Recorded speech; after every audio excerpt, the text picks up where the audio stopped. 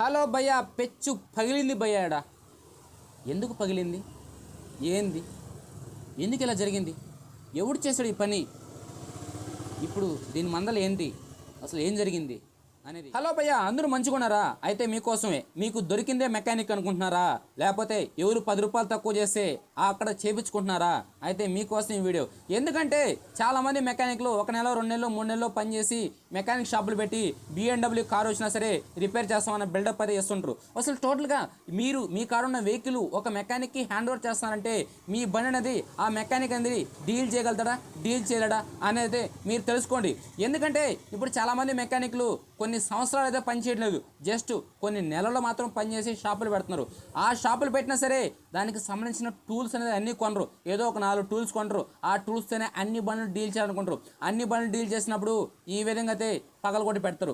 నేను చెప్పేది ఒకటి, విలేజ్ సైడ్ మెకానిక్లు అయితే ఎవరెవరు ఉన్నారో విలేజ్ సైడ్ మెకానిక్ కూడా మీరు రిపేర్ చేపిస్తానంటే పక్కాగా మీ బండి అనేది ఆ మెకానిక్ డీల్ చేయగలుగుతాడా లేదా ఒక ఎస్టిమేషన్ అయితే మీరు చేయండి. చేయకపోతే మీరు మాత్రం ఇలాంటి చిప్పలు అనేది చేతిలో పెట్టుకొని రావాల్సి ఉంటుంది టౌన్కి అనేది. నేను విలేజ్ సైడ్ మెకానిక్ని అందరిని దృష్టిలో పెట్టుకొని చెప్పడం లేదు. మన వాట్సాప్ గ్రూప్లో విలేజ్ సైడ్ మెకానిక్ నాకన్నా సూపర్ మెకానిక్ నాకన్నా సూపర్గా ఆలోచించే వాళ్ళు ఉన్నారు. నేను కొంతమంది చెప్తున్నాను 3 నెలలు 4 నెలలు 6 నెలలు పనిచేసి షాపులు పెట్టేస్తారు. ఆ బండి గురించి అసలు పూర్తిగా సబ్జెక్ట్ తెలియదు, అయినా సరే ఆ బండి మేము డీల్ చేస్తామని చెప్పేసి ముందరకు వస్తారు. అసలు టోటల్గా ఈ వెహికల్కి ఈ ముక్క ఎరగడానికి కారణం ఏంది? నేను ఎరగొట్టాను అనుకుంటున్నారా?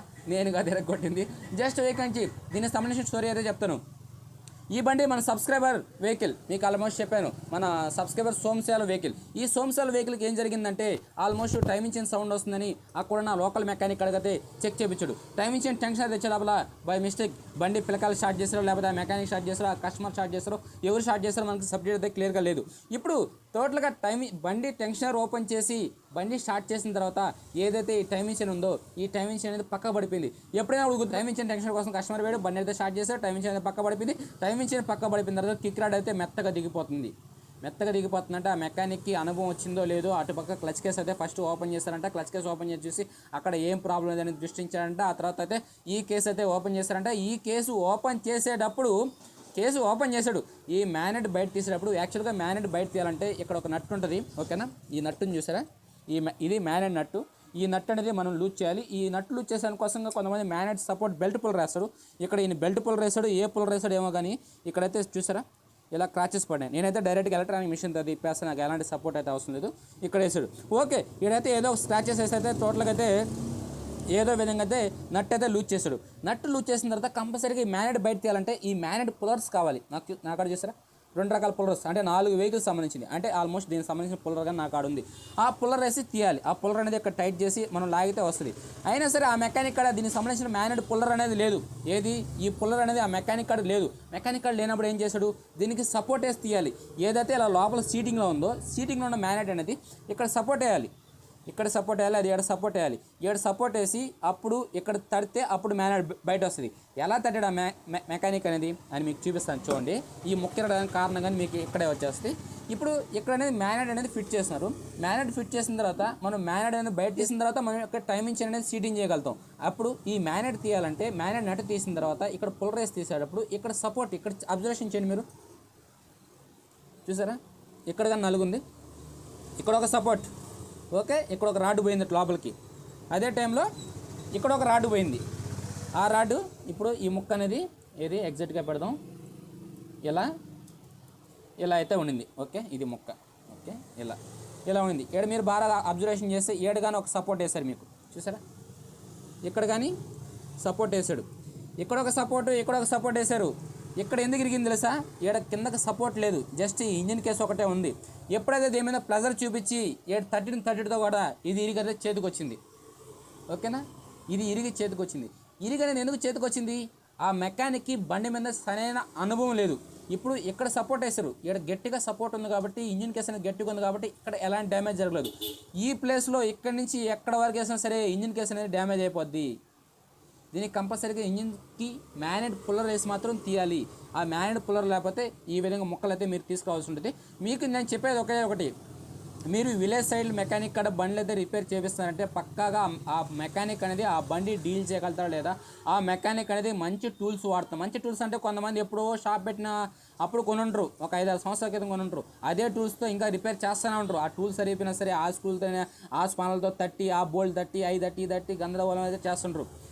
అలాంటి టూల్స్ అనేది మెకానిక్ ఉంటే చేంజ్ చేసేయండి. విలేజ్ సైడ్ మెకానిక్ కానీ మీరు కానీ చేంజ్ చేసేయండి.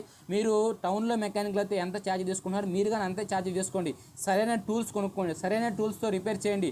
సరిగ్గా అనుభవం ఉంటేనే చేయండి. అనుభవం లేని బండ్లన్నీ వచ్చిందే కదా బండి, దొరికిందే కదా అని చెప్పేసి ఏ బండి దొరికితే ఆ బండి లాలబెట్టేసి దానికి మీకు వచ్చిన రాని పని చేసి ఈ విధంగా ఎరగొట్టి పంపించారంటే ఇప్పుడు ఈ ముక్క అనేది ఎరగొట్టారు. కస్టమర్కి ఎట్లయినా ఈ వీడియో చూస్తారు, చూసిన తర్వాత ఇప్పుడు మిమ్మల్ని వచ్చి అడిగితే మీరు ఏం సామాన్ చెప్తారు?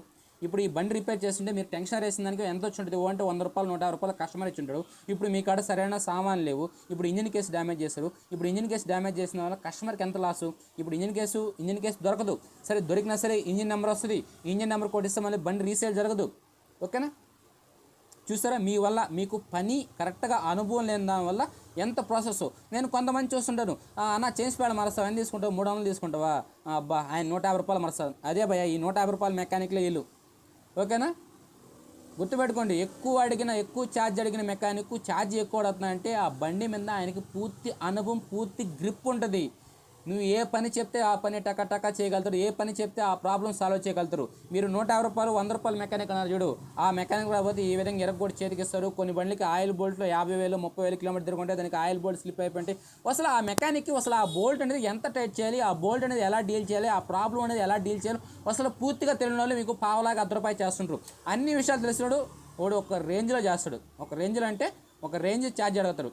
ఇప్పుడు చెప్పాను కదా చేంజ్ ప్యాడ్కి 300 అని చెప్పి, మీరు చెప్పారు కదా అన్న 150 రూపాయలు మరస్తా అని చెప్పి చేయించుకుంటే ఈ విధంగా ఉంటాయి.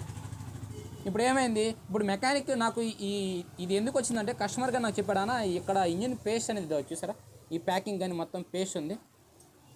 ఓకేనా? ఈ పేస్ట్ పూసి జస్ట్ దీనికి అతికిపించి పంపించేశాడు ముక్క అనేది.